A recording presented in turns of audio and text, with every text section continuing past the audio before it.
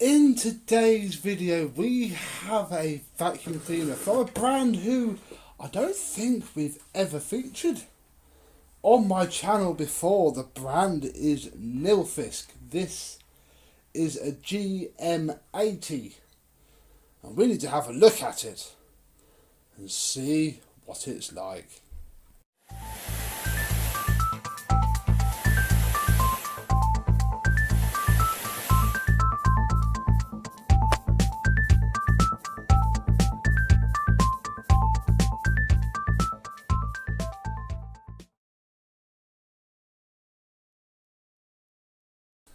Yes, hello my vacuum cleaner chums. How are you today, tonight, tomorrow night, etc. This is technically my second Nilfisk, because I've had one in the shed for a while, but not one of these, a plastic one. So this is my first metal Nilfisk machine, given to me by Mr. James, actually. Thank you, Mr. James. I don't think he wanted it. I think he picked it up, it was cheap or free, and asked me if I wanted it. And of course I'm really stupid, so I said yes please. Here it is now immediately, and this is what caught me out. It's not one of the old proper Nilfisks. This is a modern equivalent, the GM80 1200 watt Nilfisk Advanced. That's about all it says, and it's from 2017 or 2008. No, 2008, week 22, 2008. I'll show you in a minute. So it is modern. Because of that, we get a few modern touches. So let me show you all this, and then we can get rid of it. And look at the machine. The first thing to note, this is the floor tool. That's seen some use. It's the same design that pneumatic use, just with a plastic. They have a plastic base plate on the pneumatics, and it's so baggy. It's unbelievable. It does still just about work though. I mean, I'll never get rid of all that scratching, but all of that scratch. Wow. Now let me get that focused so you can see that in all of its 4K glory. Come on, camera. Whatever, you get the idea. There we go. Look, it's pretty flipping battered. We then have, and this is actually quite cool because it's got a normal end on it to denote this would be a two-piece one set, but it's not. It is actually quite long. Look. Telescopic extension wand. We have a fairly unused little upholstery tool, just covered in dust. Then have a horrifically used dusting brush. This certainly took a lot of the fun, although the bristles are still very, very good. It's a nice, soft, dense brush. And in fact, we should be able to pull it out, but oh, it is actually cracked underneath. That'll glue back together though. Won't get that now. But yeah, nice, stiff, dense bristles. This is the hose. It is a tapered affair with a 4-lug machine end fitting and a massive rubber seal. It's quite stiff to get on actually and to turn. It is rather let down by this horrible plastic machine end, which I think is incredibly warm, because I note that the slider is closed. It goes right down in there, but because of it, if I remove it, the slider opens just a crack. It is quite annoying, I'll be honest. Although again though, original Nilfisk. Hadn't noticed that before. So sadly, a Nilfisk were always the they would make, I can demonstrate, they would make this machine look like a pile of cheap crap back in the day. They really would. Now though, well, they've been cheapened.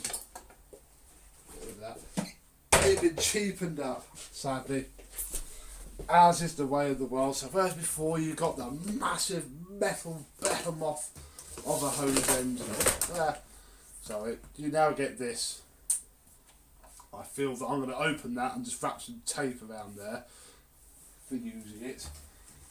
If, of course, it works. James says it doesn't.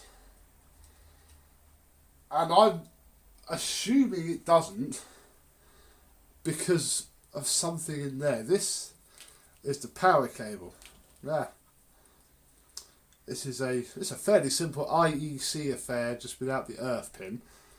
And again, it's incredibly well used, missing its fuse cover. I think the cable is broken somewhere in there. So it's a bit of a shame, but come on to that in a minute. What we need to do, and this is where I'm going to learn a lot, because I've had this a couple of weeks, but it's been sat up in the loft. Haven't really played with it in much detail until now. Where we shall have a look at it, and have a look at it. Oof. Well, get myself tired. Yeah, this is a very small affair. I'm actually wondering if, yes, that both rear wheels are quite bent.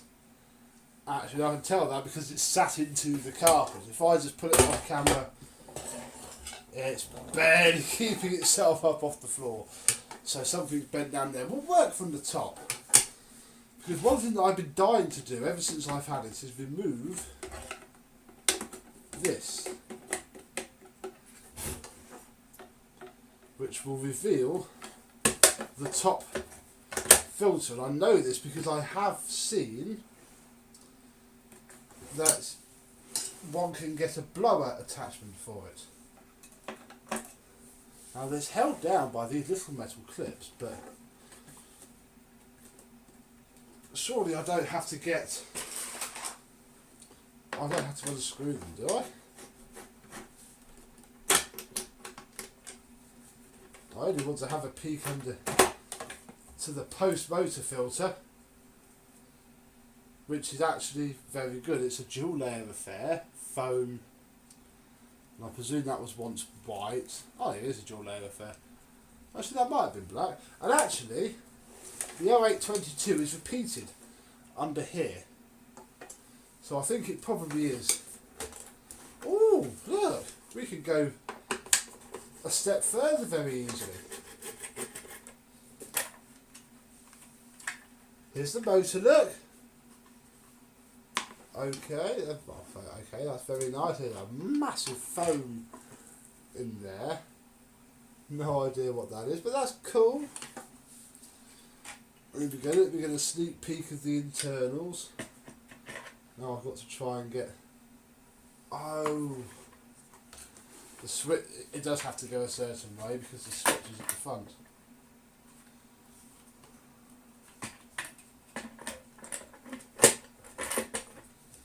Oh, I slightly regret doing this now.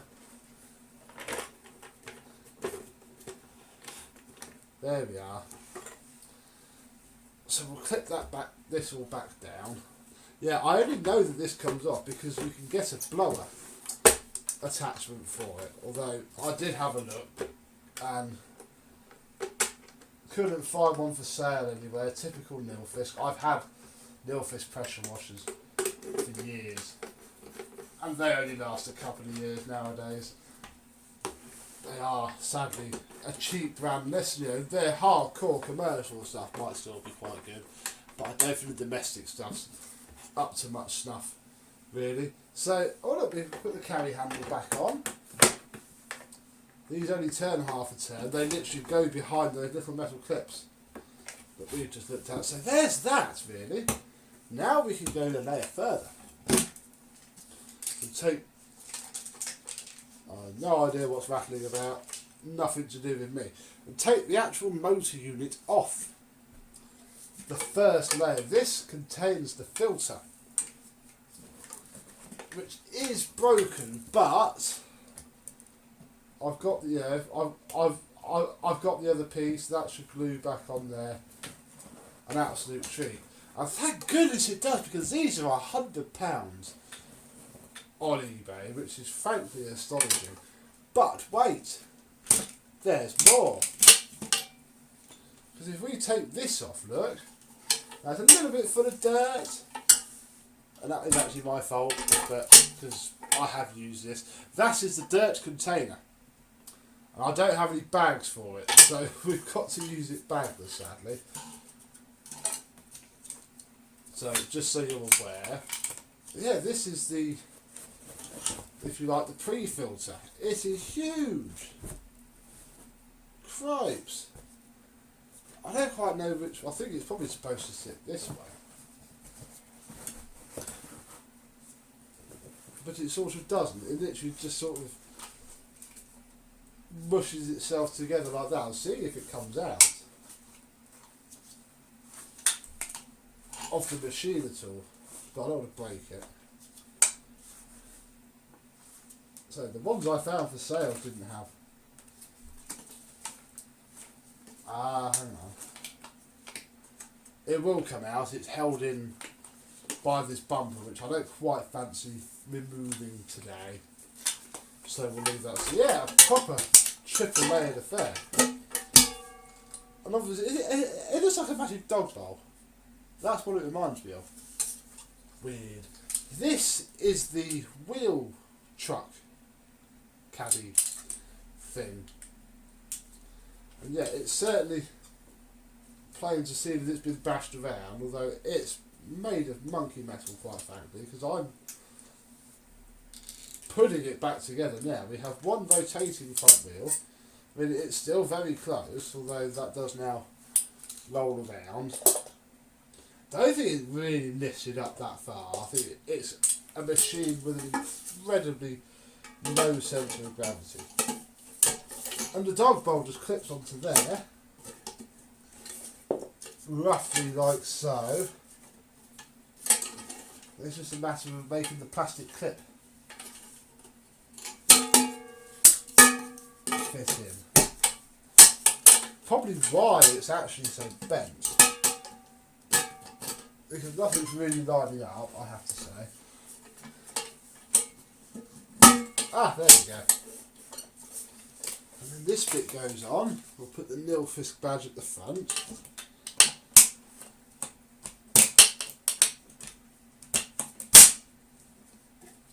And then this bit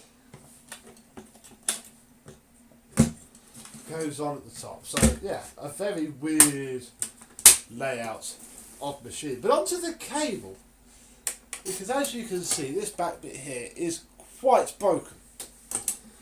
Now what's happened is it's been smashed, basically. It's been yanked. The original cable incorporates a, well, it's not tools because I'm, you know, you need to use a screwdriver, but oh god. Okay, that's annoying. A very user replaceable cable. Oh, I know. Should have lifted it. And this is half of that. There's two lugs on the original plug. And they're supposed to actually raise and lower that. Me removing this, solid, has unscrewed the entire connector for the power cable, which isn't fully what we want. So I'm just going to put these two screws. I was able to take that broken surround off because it looks just slightly better. I had a look for a new cable, 40 quid for a genuine one with this, you know, anti-pull malarkey bracket and the lugs on the plug. Yeah, I'm not spending that. Luckily though, there we go, that's pulled it back through. We can simply just take the broken shroud off and then very, very simply use something else. Now in this case, the something else is the mains cable from my Kirby Heritage machine, which is just an IEC kettle lead plug, which fits in really, really fun. Yeah, you can tell it's Kirby. Look, because it's got Kirby embossed. Oh my goodness! In the plug. There we go. My camera tries to focus on everything but what I'm trying to get it to focus on. Oh, we didn't put that. We'll just drop that back in there because I don't want to lose that. There we go. And with said Kirby cable fitted, we can plug it in and turn it on.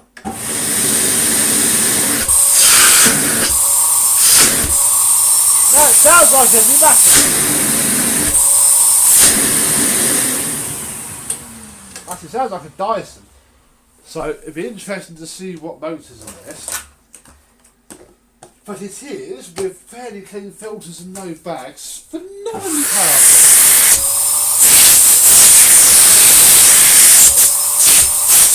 Literally, it's nuts.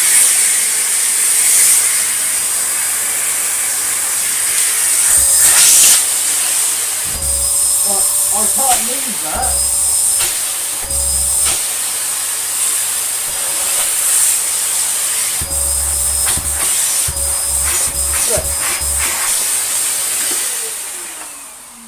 It's really, really good.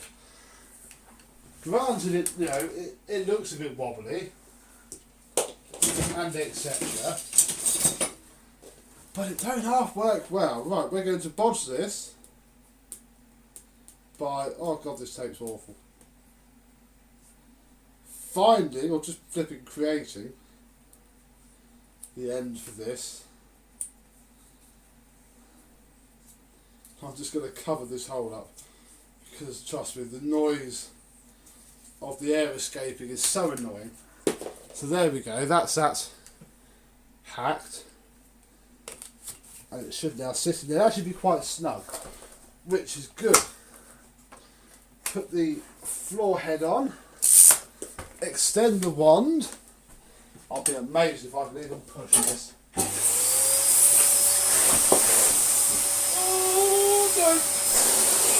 Physically cannot. Oh wow.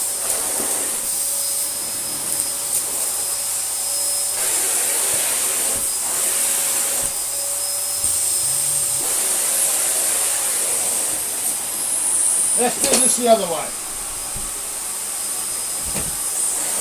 And at least I can just about. Oh, it skips a bit. Boing, boing, boing, boing, boing, boing, boing, boing. But if you get a spot, it's fluid itself.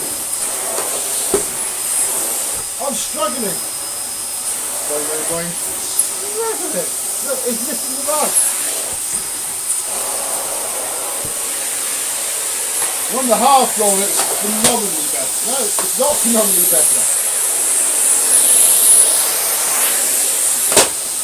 It still sticks itself. To the floor with just that. Wow, that, oh, if I do it this way, it doesn't boing, boing, boing. I'm looking, is it even track art? It is.